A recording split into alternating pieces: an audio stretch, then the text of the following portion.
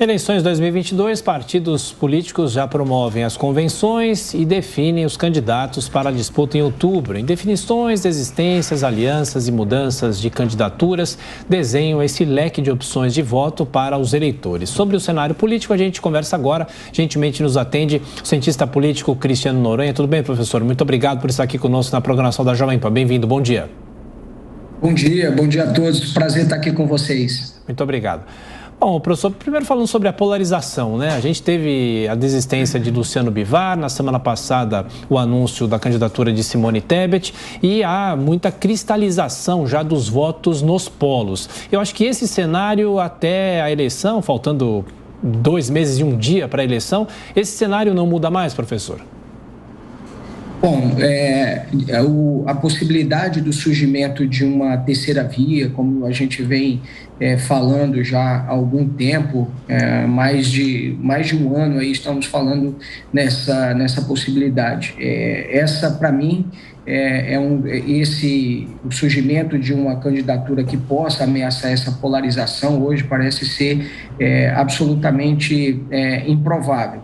Ainda que os candidatos que ainda permanecem na disputa, né, como é o caso da senadora Simone Tebet, Ciro Gomes, possam eventualmente crescer um pouco aí nessas pesquisas, mas considerando o nível de consolidação que a gente tem dos índices de intenção de voto no ex-presidente Lula e no presidente Jair Bolsonaro, é muito pouco provável que a gente tenha alteração nesse quadro, né? O que a gente pode ter eventualmente é uma alteração justamente na ponta. Quer dizer, esses 2 candidatos aí que disputam a presidência da República com mais chance, Lula e Bolsonaro, eventualmente a gente ter alguma mudança nas pesquisas de intenção de voto.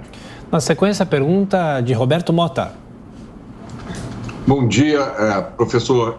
Eu queria saber, na sua opinião, qual a influência que o tema criminalidade, segurança pública pode vir a ter nessas eleições? Eu acho que ela vai ter um peso menor. Quando a gente olha, por exemplo, para as eleições de 2018, havia vamos dizer assim, um certo apoio inconteste à Lava Jato, por exemplo. A gente viu, havia candidatos que disputavam a presidência da República, como era o caso do senador Álvaro Dias, que inclusive para tentar impulsionar os seus índices de intenção de voto, ele falava com todas as letras que convidaria o ex-ministro Sérgio Moro, por exemplo, que era o juiz da Lava Jato, para compor o seu governo, na expectativa de que isso lhe desse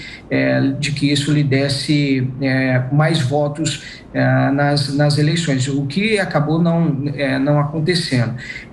Mas veja que mesmo quando a Lava Jato, em 2018, ela tinha esse amplo apoio popular, não havia qualquer tipo de contestação a ela, o PT, que foi um dos partidos mais atingidos pela Lava Jato, conseguiu colocar no segundo turno o ex-prefeito de São Paulo, Fernando Haddad, e ele chegou a ter 46% de intenção de voto. Agora, a gente vê que muito mais vai pesar nessas eleições a questão da economia. E por isso mesmo a gente vê o governo com grande esforço para aprovar medidas, tentando reduzir, por exemplo, o preço dos combustíveis, que tem um impacto tremendo na questão da inflação, ou também nessa questão energética, né? Lembrando que o presidente Jair Bolsonaro mexeu na questão das bandeiras tarifárias também. O Congresso Nacional aprovou uma lei sobre essa questão das bandeiras tarifárias, para impedir que em momentos de calamidade a bandeira mais cara seja, por exemplo, acionada. E agora a gente está vendo também, a gente viu o Congresso promulgando essa PEC dos benefícios, né, ampliando alguns benefícios sociais. Um deles, inclusive, tentando reduzir o preço do gás de cozinha, ampliando o benefício, né, para a população que depende muito desse gás de cozinha. Então, sem dúvida nenhuma, para mim, a economia vai estar no centro desse debate, mais do que essa questão da criminalidade ou da questão de corrupção, por exemplo. Sua pergunta, Cristina Grêmio. Eu ia justamente puxar pela questão da corrupção, aproveitando não só a pergunta do Mota, mas o fato de você ter citado a Lava Jato. Bom dia, esqueci de dar o bom dia aqui no início da pergunta. A corrupção vai ser esquecida pelo eleitor, a corrupção cometida pelo PT ao longo de décadas e tudo o que aconteceu com o Brasil em consequência da corrupção e do saque das estatais, você acredita nisso? Olha, a gente tem, o Brasil é muito heterogêneo, né? Então as pessoas têm várias agendas no país. A agenda, eventualmente, de quem recebe até 2 salários mínimos não é necessariamente a corrupção. A agenda, eventualmente, do Nordeste não é exatamente a mesma do Sudeste, ou a agenda do agro não é necessariamente a agenda do setor de serviços, enfim. Então, o Brasil, a gente tem uma sociedade muito heterogênea e para cada grupo de eleitores há determinadas coisas que pesam mais ou menos, né? Então, o que as pessoas não necessariamente fazem uma ligação eventualmente de corrupção com eventualmente a sua condição de vida, né? Se a pessoa está chegando mais recurso lá na ponta para ela, porque ela tem uma necessidade muito de curtíssimo prazo, né? É preciso, na época do ex-presidente Lula, e existe uma memória ainda por parte de uma significativa aí do eleitor, especialmente do Nordeste. O Nordeste falava-se, os economistas falavam na época, né, era crescimento de PIB chinês e tal. Então, eu não estou aqui, óbvio que houve um boom de commodities, o Brasil se beneficiou e tudo mais, mas o fato é que o PT ele se apropriou muito de que isso, na verdade, foi objeto de decisões do governo, né, de que isso era ações muito do governo. Então, ele se apropriou dessa narrativa, é muito bom de narrativa, diga-se de passagem, e isso acaba impactando o eleitor. Então, existe um eleitor ainda que tem ainda essa memória de como esse boom das commodities ajudou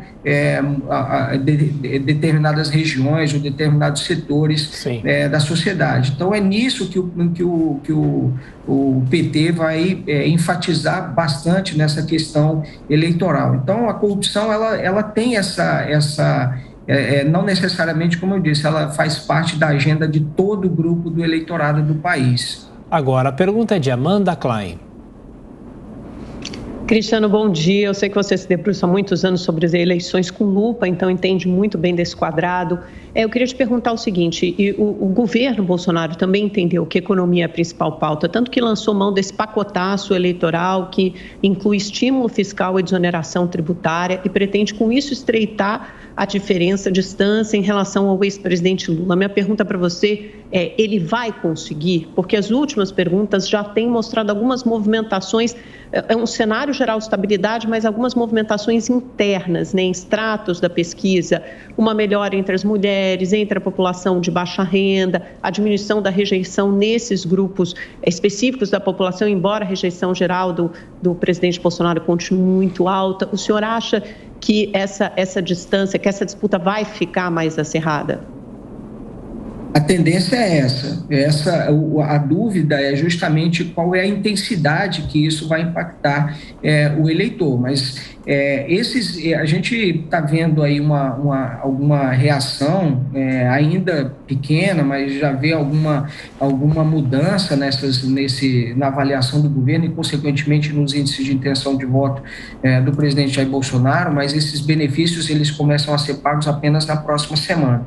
É muito expressivo o aumento, né? Sem dúvida nenhuma que o eleitor hoje, que recebe, o beneficiário do programa Auxílio Brasil recebe hoje R$400, ele vai ter um aumento de 50% no seu benefício. É um aumento considerável, é muito expressivo, aí, considerando, por exemplo, que a inflação foi de 10% ou 12% nos últimos 12 meses, né? Então, sem dúvida, espera-se que isso tenha um benefício e que isso tenha um impacto forte na avaliação do governo e, consequentemente, nos índices de intenção de voto do presidente.